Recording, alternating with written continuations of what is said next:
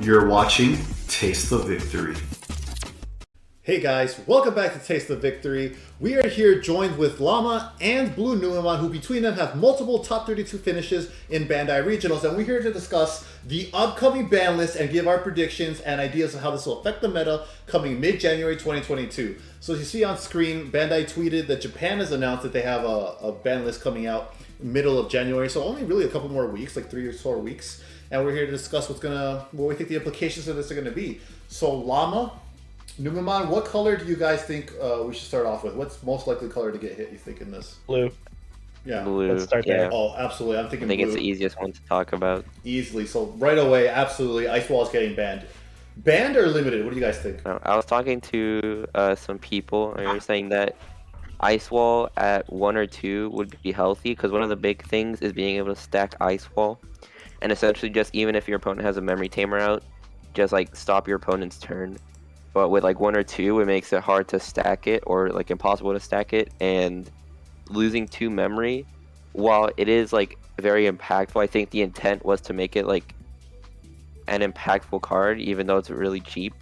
But I could definitely see the argument for it being banned completely, because it can just turn the tide of the game so easily with only 1 memory cost. Yeah, So I think there's arguments for both. the fact that it's so efficient, like you're paying 1 to force your opponent to not attack or to spend extra memory that they don't need to be spending. It's almost like a hammer spark in that way, and the security effect is hammer spark. Yeah. But the fact that the card is really hard to play around just on its own, and the fact that basically everything Llama said. But I think Ice Wall can absolutely just live at 1. Just time your Ice Wall right, make it count. Because then it's not nearly as disruptive as like playing 2 for only 2, and your opponent passes 4 memory if you play 2 and put them at 1. It's insane. I think this card can exist at 1. I think limited is fine. 1 sounds right. Yeah, like a lot of people are calling for straight up ban. But I think 1 is fine. Because like in Japan, like if we want to give context, in Japan, blue hybrids and yellow hybrids were released in BT7, and they are to this day, X2 is out now, still the top decks. Like, wasn't there just like a results on the main Digimon server? It was like, what, 17 blue hybrid tops? Just last week? Something like that? Yeah, I think it was something like that. Yeah, I'll have to... The important part is that it's the majority of the, not even just blue results, but in general results. Yeah, like in general, every color. True. I'll have to find it and put it up on screen. Yeah. Last week, 9 blue hybrids had 15 tops, and the next closest was Imperial, coming in with 9. Which, like, considering the deck came out a couple of sets before, and, being able to be so far ahead of the stuff that's being released now is still pretty good. Yeah, it's just way too good. Because you got stuff like Tommy that you can see on screen right now, and then you got stuff like Korikaku, so you're constantly stunning your opponent's Digimon, and then you make them skip their turn with Ice Wall on top of that. It's just all too good of a package, and yeah, like, it needs to go. Yeah, and now that you brought those up, those are also on people's minds in terms of the ban list. Taken from like mostly JP data. There's been a lot of complaints about the like Tommy hybrid package, right? Not really Kumamon, because all Kumamon does is Striposaurus, but like the Tommy and the Korikaku package is just really strong. Yeah. And JP players have also like expressed their resentment towards the card.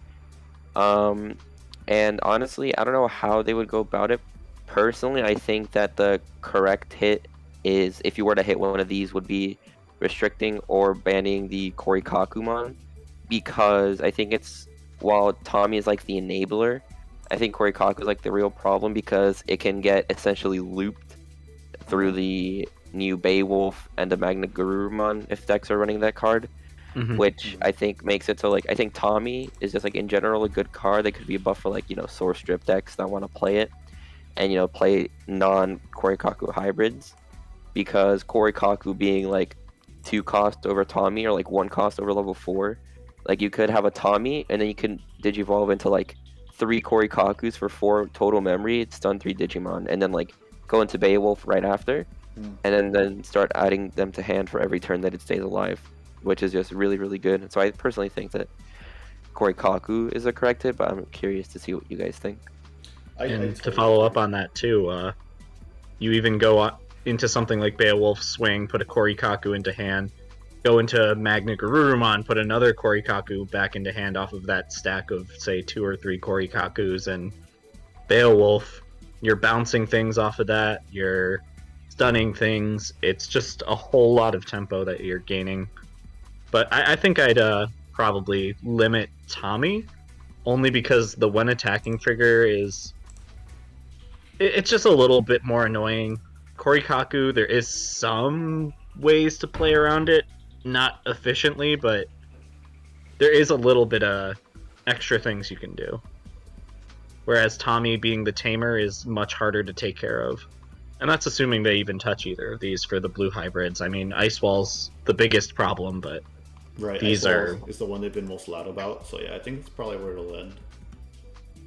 These are some of the cards that people are very upset with. And I think that's about it for blue, right?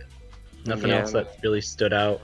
Speaking of frustrating play against, why don't we move on to kind of the joint point between this and yellow hybrids? Yeah. So one of the cards that you run between blue hybrids and yellow hybrids based on your build is Mega Digimon Fusion. Yes, Mega Digimon Fusion. English players have been having a lot of fun with this card recently, trying to make Lilith work until we got the starter decks. So I think people are pretty familiar with this one. Yeah, Mega Digimon Fusion is insane right now. It's not doing too much because basically your big abuser is Lilith, which is like, I mean, it's boring to play against, but it's manageable. You know, you can handle it. This card busts the hybrid decks. It busts yellow and blue hybrids because they're already so annoying to play against.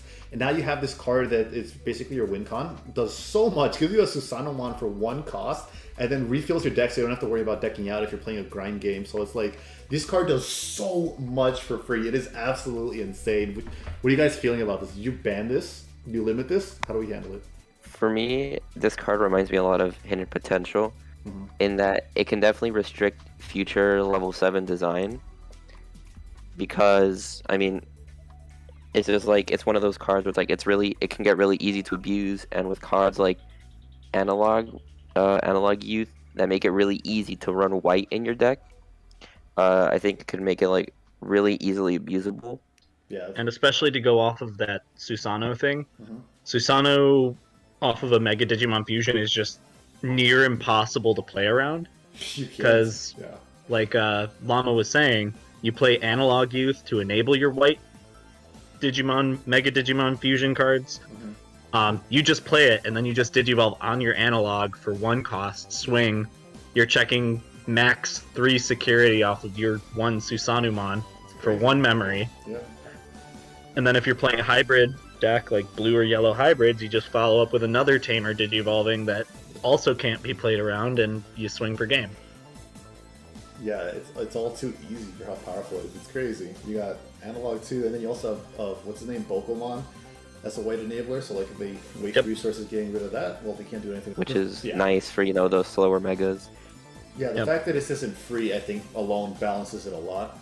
The fact that it's not free, because everything's at least going to be a 2 cost minimum. And then you also have to trash something from your hand to meet the requirement too. Like, it's just way more conditions to meet. So I think it's just way more balanced version. So cards like Mega Digimon Fusion could be banned immediately, I think. I think it should just go. I think Bandai has a philosophy of we don't want to get rid of the card entirely. They want people to play with it, but I think Digimon Fusion can go for the health of the game, since we have alternatives like win rate already. And then speaking of cards, this is a good segue into green. Speaking of cards that are like Mega Digimon Fusion, I don't know if you guys, let me know what you guys think if we're going to get more further limits, but I think right now we have Hidden Potential discovered on the list, right? It's at 1. I think Hidden Potential at maybe 2 or 3 is perfectly fine.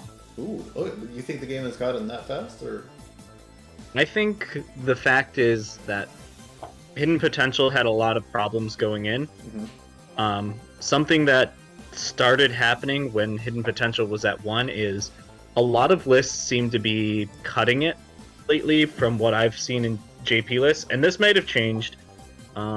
I haven't really seen too many Shibamon lists, but Hidden Potential's kind of a liability almost, because you need to commit a second body in order to get this free evolution, or you're just resting yourself and your opponent's like, okay, whatever, I'll just do whatever I'm doing. I'm gonna play more Tamers and get ready for my hybrid spam. But I think the level 6s are still being designed around hidden potential, regardless of hidden potential not being at full power. And if they're going to do that, they may as well just give us the tool that's forcing them to cause all these green level 6s to be 4 and 5 cost. No, I agree, because I think like a big thing of HPD's impact was the time that it was released. Because like I think like if they were to release HPD now, I don't think it'd be as big of an issue, because I think the big thing was green was like really good at punishing people in like, you know, BT3 and BT4 formats, right? Like, you know, what started at Kirk and Nidhogg, you know, people would just inevitably end up playing into it.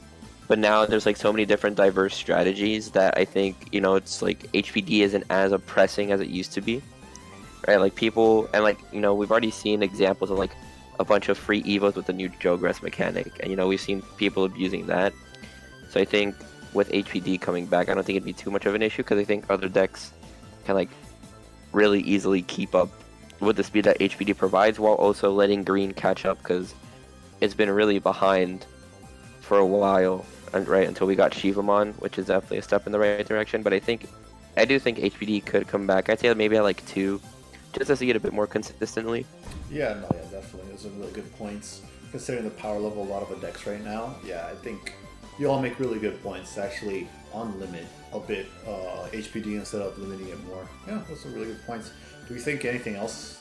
Well, green is definitely not going to get hit on this list beyond that. Like, at best, they would like unlimit things. There's definitely nothing more to hit green with. They haven't been doing too hot in Japan right now. For that, mean, if they did limit something or ban something, yeah, it would probably be Nidhogg, just because Nidhogg is such a powerful tool in Green's arsenal. I think originally they didn't want to ban it with the HPD and Argomon nerf, just because it was a new SR at the time. People were still playing around it, and it was kind of Green's best removal tool. But it's been a few sets now. We have other options. That's always a possibility that they're like, okay, you've had this SR for a while. Maybe it's time to start thinking about downsizing it. I don't know. What are Green's other options? I feel like they still really lack in removal, and that would hurt it way more to get rid of Nidhogg. I mean, if they unlimit HPD, they could always do that. Okay, yeah. Flip-flop That's them. a fair trade-off, yeah. That wouldn't be too Yeah, bad. because I mean, the problem a lot of people had was with Nidhogg. Yeah. And like, while I agree that I don't think there's like a set replacement for Nidhogg, I think just the fact that they could be like, okay, we've restricted the basically problem card, which is Nidhogg, and if we bring back HVD, it could allow for more leeway with like designing cards and like, you know, give Green more options than what they previously had. Yeah, totally. Yeah, that'd be a good trade-off. Totally get it. That's kind of like the out there. Starting to reach. Right, I don't think it's very likely, but yeah. Yeah. So there's been some talks, some suggestions on Eisman. So for people that don't know, Eisman is like basically a 2-card combo. You have regular Eisman, which when discarded by through scatter, was discarded from your hand by one of your own effects at all. If scatter mode is in your trash, it can play itself out. And then with scatter mode, what it does is on deletion, you draw 3 and then discard 2, and those 2 discards could be Eisman if you have them. You got 2 free buys on board. So a lot of people are feeling like this is way too strong of an engine that's enabling a lot of degeneracy in purple right now in Japan and Singapore and all those regions with the sets out. So people are saying these cards should be limited or banned. How are we feeling on that, dudes? I'm personally feeling like that'd be a little preemptive, but I also do see how these cards could absolutely get broken with just one new card. I think right now they're fine.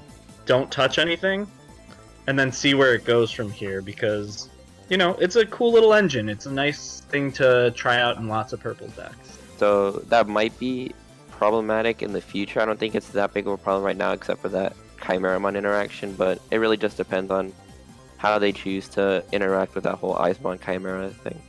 Yeah, definitely. So the next big one that is very much a lot of talking about in Japan and Singapore and all those areas right now. We see DPP has them on their prediction list. We see this popular blog that has them on their prediction list. So yellow hybrids, like what do you hit? Because there's a lot of things coming together really to make the deck good. You know, what do you hit without killing other decks? So yellow hybrids. Basically, that's like Jet Selfiemon, and that digivolves if over another hybrid with a Tamer and Source, it digivolves for 1, right? That's what it is, and then it recovers itself a security. Ooh, I'll just pull it up. Yep. And then you got the new Tamers, you got Blinding Ray. You have a lot of stuff that makes this deck absolutely crazy, and it's one of the most demanded hits in the game to get banned. So how do you go about banning this? Like, my knee-jerk reaction is to just limit Jet Selfiemon, because this thing is just so cheap for huge value. I really don't think this card should be at 4 for how cheap it is.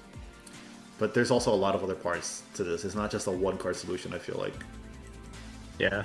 Yellow hybrids is just a problem in its own right, just because you are playing, like we mentioned with the blue hybrids, you're playing so many Tamers and there's so little Tamer interaction in the game that you're not really accomplishing anything. You're just kind of sitting there, you're healing up when you can, you're playing removal, your opponent just has to kind of sit there and wait for you, and you're kind of playing the stall game while your opponent either has to find a way to rush you down quickly and hope you don't recover back, or they need to just kind of wait it out and hope they have a game plan for when the Mega Digimon Fusion Susanoo combo comes out. Yeah, and then if you're even rushing them down, they have that new purple hybrid option, they have Wyvern's Breath, they have a lot of scary security that they just keep recovering themselves into. But yeah, Jet Selfiemon is probably one of the bigger problem cards for a lot of matchups, just because it's so easy to enable. You just digivolve into either your Zephyrmon or your Kazemon. You pay 2 for that. Generally, you'll have like your TK memory tamer out and maybe some TK Karis to give you some more bonus +2 memories. And also to dissuade your opponent from hitting you, which just kind of makes the game a little more unfun. Yeah. And off of that 2 memory, you can then pay 1 additional to go up to Ultimate. You've recovered 1 now at this point because you have both your Tamer in Source and your Hybrid in Source. And then you can go up to your Mega of choice. You know, you could do your Shine Greymon, suspend all your Tamers and just clear board. You could do your Dynasmon, set up for your Susanoo later in the game and protect a little bit against Gabumon. You can go into Sakuyamon and just kind of stop any decks that are trying to build in Raising.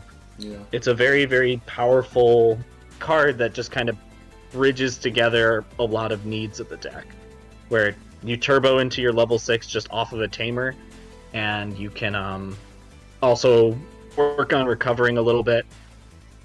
Yeah. So I could see Jet Selfiemon going down to 1 for a lot of formats. But I think a bigger contender than Jet Selfiemon would probably be Reinforcing Memory Boost. Yes, thank you. This was a card I did want to bring up after this. Reinforced, because this was interesting to me. A lot of people have been calling for a ban on this, or a limit, you know, whatever. I wouldn't have considered that. I think this card is very accurately costed as 6. You want to go ahead and like delve into that more for us? So a lot of that comes down to the fact that it plays itself in security.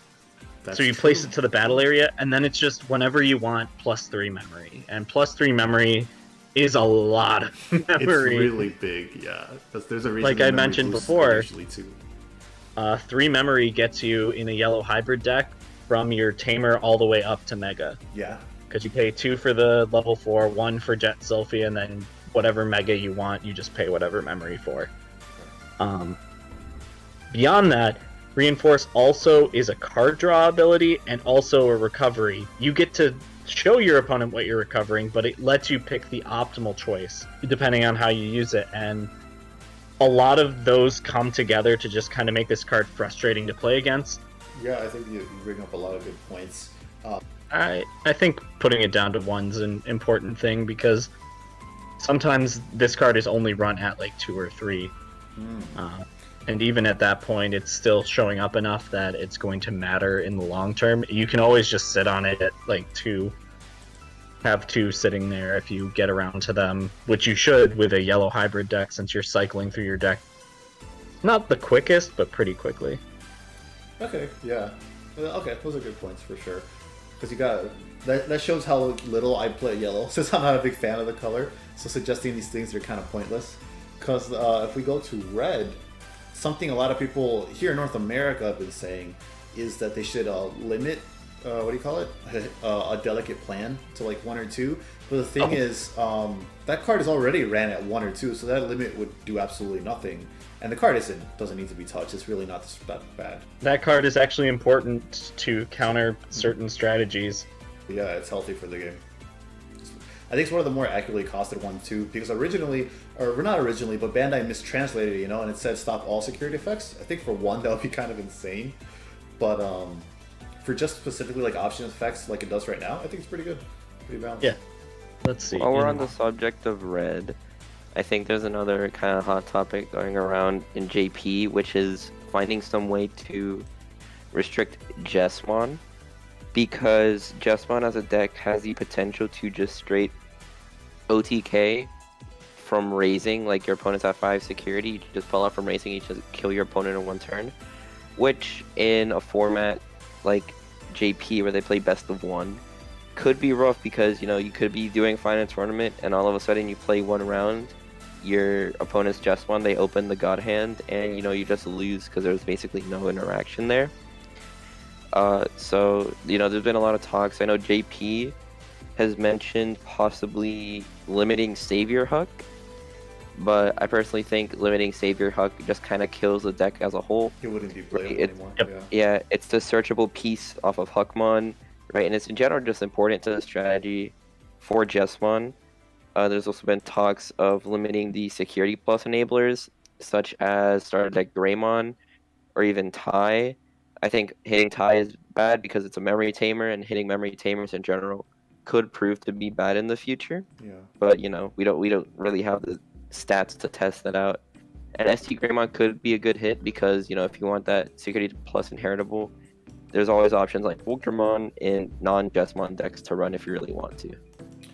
Yeah. I don't know what you guys think about possible limitations to, kick Jesmon down a few notches. I actually have some suggestions on that front too. Okay. My first one is definitely the easiest way to handle this Jesmon issue is definitely the security attack enablers, like you said. You don't want to hit Savior Huck just because it kind of is the glue for the Huckmon deck. Mm-hmm. You don't want to be hurting that little bit of an engine, so instead kind of limit their OTK potential by limiting something like starter deck Greymon. I don't think Tai is probably very good, but an alternative that I've been kind of mulling over is limiting Sistermon Blanc to 1. Ooh. Yeah. Yeah, that makes sense. So Sistermon Blanc, between the 2 Sistermons, between Seal and Blanc, is the one that draws you cards, which Jesmon's already kind of a bricky deck. Mm-hmm. So limiting Blanc also kind of limits consistency, and also limits the number of Sistermons you can be running in the deck. It either means you need to be running some combination of your Seal Awakens, your Seal, and your Blanc, and maybe a Blanc Awaken. Or you need to be kind of focused all in on trying to find these sisters. By limiting Blanc, you're also limiting the defensive capabilities of Jesmon, so Jesmon can't just go, you know what, I'm going to swing for 4 of your security and then set up for next turn. Alright, you have to kill 2 of my Blancs now to stop all these blockers on board. Yeah, I think it'd definitely be a way to reduce the power level without completely killing the deck, like hitting Savior would. Man, we are at this for 36 minutes already. So I think there's one color we're just missing right here, and that is black. I think we all agree here, black, nothing's going to happen to black. It's not going to get any hits. It's barely starting to find its footing and get good. It doesn't need any hits. Does it? What do you guys think? No, it's like you said, it's kind of coming back from its initial, weak couple sets. So I definitely don't think there's any reason to hit anything. Alright, let's finish off this video good. Alright, so BT1 TK. TK as a card has always kind of rubbed me a little the wrong way. One thing that a lot of good memory tamers have, and you can see this on Davis too, is on play effects. This turns the tamers into just an option card that also gets to stick around and say, alright, you have 3 memory for the rest of the game, or more if your opponent passes you more. TK does all that. TK is also a consistency booster. Imagine you have your opening hand and it's 4 cards, you know, let's say like Turimon, Lord Nightmon, BT3 Angelomon, and Blinding Ray. You know, you're like, wow, this is a pretty bad hand. 5th card is TK. What do? You slam TK, you look at 5 more cards from your security and get to go, okay, I can pick whatever I want out of here. I can pick a card to make my security a little stronger, most likely. I can pick a card that's going to unbrick my hand. I'm going to have all the information of every single thing in my security other than the 1 card I'm going to recover. Mm-hmm. It provides so much more information, gives you almost like a hand of 9 cards to work with. The other issues with TK is it's a recovery enabler. So any effects that are like, hey, if you heal, you get this effect. Alright, TK's going to do that for you. Any effects that hurt that you gain for hurting yourself, like Dynasmon, this card enables those. This card just kind of enables anything and everything in yellow, is a huge consistency booster, and also gives you information to plan around for the rest of the game. It's probably going to take a while because I don't think they would restrict only yellow memory tamer in the English format, because without another counterpart, it would just put yellow too far behind. That would make it so different. Insane. You backed up your points. I respect it. That'll be it. I think that's every color we've basically touched upon. How it would affect the meta. A lot of English players haven't seen BT7, so I think there's like a lack of understanding of how oppressive and just annoying the top 2 decks are to play against. Like, not only can you not really play the new decks because they can't stack up, but they're also incredibly annoying to play against. So I think the game will be a lot healthier once this ban list comes out. I think this is definitely a good one. I'm looking forward to it. Thank you guys for coming here and like having a discussion with us. Like, if you guys got anything to plug, I know Numemon, you got a Twitch channel. Oh yeah, we have a Twitch channel. We haven't been on it in 20 weeks. Years. Yeah. Oh yeah, we have a Twitch. Yeah, me and a couple of players. My wife here have a Twitch channel called A Couple Attempts. That's a cute You know, name. sometimes we stream, but I like that name. most of the time we don't. So, you know, maybe if you follow us on there, you can find out when we are streaming. All right, well, that was the video. I think we touched about everything we wanted to get out of the way. That was a lot of fun recording. Thanks, guys, for coming on. And thank you guys for watching on the video on the channel. We'll see you next time. And until next time, remember to stay hungry until you get a taste of victory.